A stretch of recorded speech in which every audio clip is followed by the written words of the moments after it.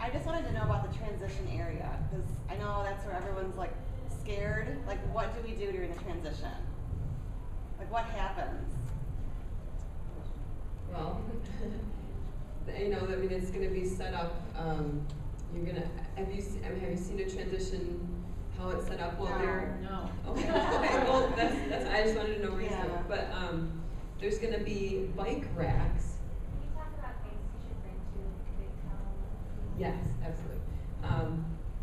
Yes, there's going to be bike racks, which you know, if you've ever seen like a sawhorse, you know, but like big racks are kind of shaped like that. So you're going to put your bike on that, and so there's going to be racks all lined up, and so everyone's going to be assigned to a rack. So you're going to have several bikes next to each other. Then you're going to have your stuff set right by your bike, and so that's where you want to practice and have laid out and know exactly what you need in the order that you need it. But the way the transition works is when you, like when you come in from the swim, they're going to guide you in a certain way that you're going to come into the transition. You're going to grab your stuff and you're going to go out a certain way. Then same with the bike. When you come in, they're going to all guide you a certain way. So it's going to be important to practice to know where your bike is at. So you're not like, what rack am I at? You know, that's something that I actually wish someone would have told me before my first triathlon. Make sure you practice and know exactly where your bike is. But as far as things to bring, did anyone else want to cover on that? I think having a checklist that I keep in, I have a bag that's specific for triathlon, and I keep a checklist of all of the things that I need to bring. That way the night before when you're packing your bag, you don't have to try to remember. And I go literally through each transition. So as I think about it, I think about, okay, what do I need for the swim? And I happen to wear a wetsuit for most of my races, so I have my wetsuit, and I have my goggles, and I have my swim cap. And I always bring an extra set of goggles and an extra swim cap. Most of the races that you ladies are going to participate in are going to give you a swim cap, but I always bring an extra. So we have all of those things, but as you exit the swim, you want to think about, okay, what do I need as I prepare to get on my bike?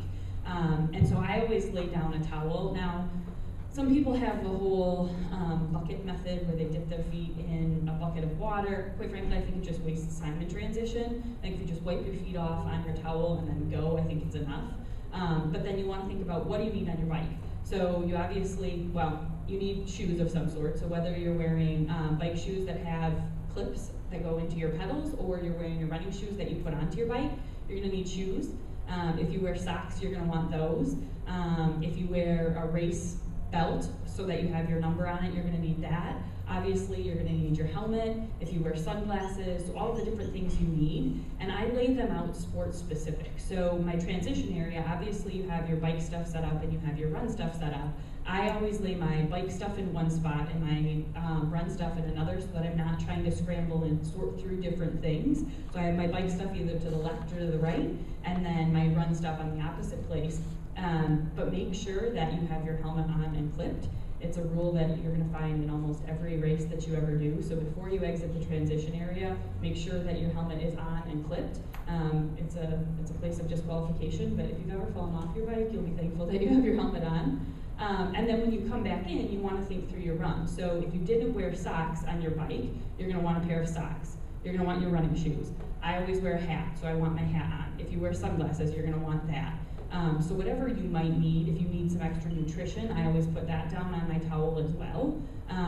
It doesn't have to be organized when you come back. I'll tell you though, you probably want to organize before you start your race so that you can just quickly grab things and then get through. You're not going to spend a lot of time in transition, but you don't want to waste time there either. And my extra thought would be, I have a towel that I use, everybody uses white. Use something that's a bright color. You know, I've got a special red and blue one I always use, so I can always spot it on the ground. Also go through mental games with yourself ahead of time. Okay, if I am coming out of the water, what am I gonna do? Okay, if I'm wearing a wetsuit, how am I gonna get it off? You've already practiced it, go through your mind. Let your mind, close your eyes, and just go through the game by yourself. Okay, then what has to go on? Shoes. Running shoes should have a quick lace of some sort that you can just slide them on. You don't have to tie them. So if you're coming out of the water, you're going to go to your bike shoes. Just do through the mental games first.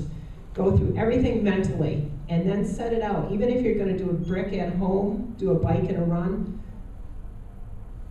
set it out so that when you get off that bike, so it takes you a few extra minutes because you got to put your bike away. That's okay. Put those shoes on. Grab whatever you think you're going to have for a race, like your race belt and everything. Wear it for your run so that you're comfortable with it ahead of time. And do all those little practices. If you're swimming and if you get that chance to open water swim with a wetsuit, do the same thing if you've got somebody that can be there with a bike, or if you've got your bike in the car, but set out your transition stuff and just go through it so that when it comes to race day, you've got that mental preparation. Because as I'm coming out of the water and you're a little bit, you're going, okay, bike shoes, sunglasses, helmet, get on that bike, get out of here. You know, and you know which way you've got to go. And you've got it all, and that mental recall comes back. So practice that, they call it I can get the word out, visualization, you know, over and over again, so you really got it down. You guys go a little bit more in depth on the transition of how that works for people that don't know. Well, this is actually how, very rough sketch. Sorry about that. That's just a disclaimer. I'm not criticizing. Just the entrances and the exits in a transition area, they are marked. It will say such things as swim in, bike out, run out. However, you should take note of that before you start the race, because I have been in that situation of, oh crap, I forgot to look which end do I run out with my bike, and I'm running all over trying to, because it's not always just this simple. It could be several rows of these things and you're not sure which corner you're heading out. So be sure before the race starts, you go to the entrances and exits and look and see what the signs are, and make note before you go out on the swim where you're going to be coming in, which direction you have to run out with your bike. Like I said, it will be marked, and this, I believe, is how our race will be set up. But that's typically how you're going to see things. These are just the racks. They're lined up, typically 8 to 10 bikes per rack. And one of the things, Abby did a great presentation. I wish you guys could have come to the first one, but she did a whole full run through on transitions and just how to line up your bikes on the racks. You want to have handlebars every other, so your handlebars aren't all on the same side of the rack. You're kind of alternating so everyone can fit and get in and out quickly. So that's our little visual for you. Our apologies.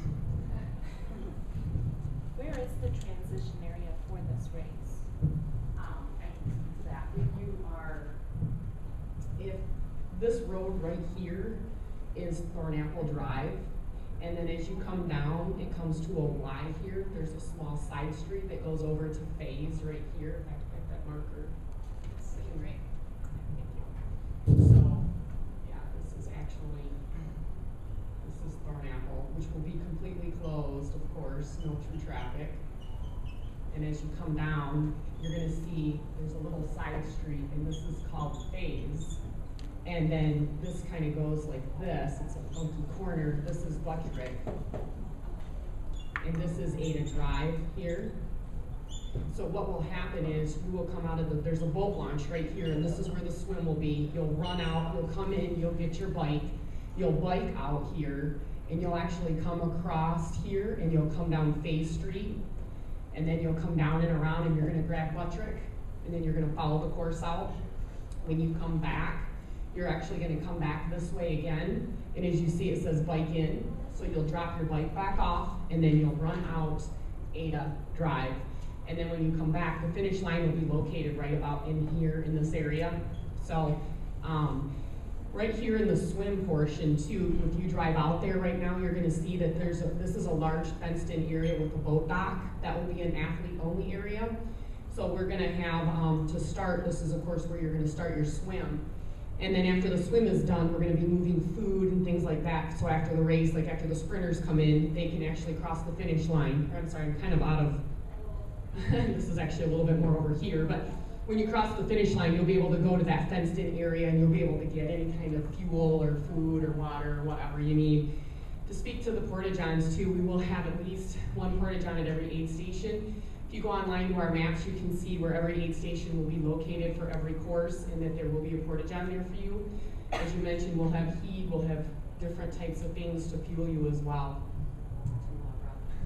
Do you organize us like sprint men, sprint women, or do you all sprint together in the transition area and then all, how do you? That's going to depend on registration. Once we get closer to the race, we'll post that. It's going to depend on the numbers. I mean, if we have 95% men and 5% women for a race, we're going to, that's what's going to matter once those numbers all come in. So we'll be posting that on our website ahead of time. I have two questions. One would be on the bike for the Ironman, half Ironman, are there also aid stations out there? Yeah. Absolutely. That's good. And the second question, where do you park? I mean, I know the area, but where's parking? Where's parking?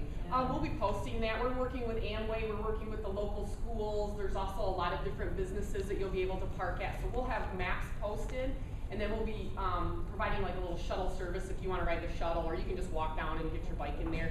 The morning up to your transition, you'll be able to drive here and drop your stuff, and then you'll go park and come back. So there'll be plenty of parking provided. We're still looking for a parking coordinator if anybody has a spouse that wants Yeah. to help organize parking. Also, it's an opportunity for you guys to sign up online for our newsletter. If you go to our webpage, there's a space where you put your email address. And a lot of those announcements are going to come out from via our blog, that newsletter, as well as the Facebook page and Twitter pages. So keep an eye on that stuff.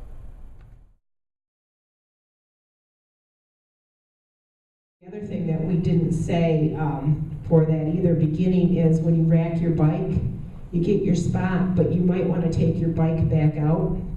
Make sure you have your helmet on and clipped, and take it for a little ride, run through your gears, make sure your gears are set, and at a gear that you know that you can handle getting on the bike. One of the big things is you rack your bike and your gears aren't set. Is maybe in a super hard gear, now you're on your bike and you can hardly pedal and your legs are tired. Anyways, a little bit from getting off that, out of the swim, if you've got it in a lighter gear when you get on, but check, make sure everything is good. Your wheels are tight, they're on there. I've had it once that a friend put one of my front wheels on, let it go through a whole Ironman, got done. I was lucky I made it through. The wheel was loose on the front. It was. And I thought, never again. I will check my own bike, make sure it is set well. Did you know the whole time you're riding? I had, every once in a while, I had this funny little noise going, and I thought, I don't care, I'm going, And I got done, and I thought, what's the matter with my bike? And I looked at it after the race and the next day. My front wheel had been loose the whole time. Thank goodness it didn't come out, yeah.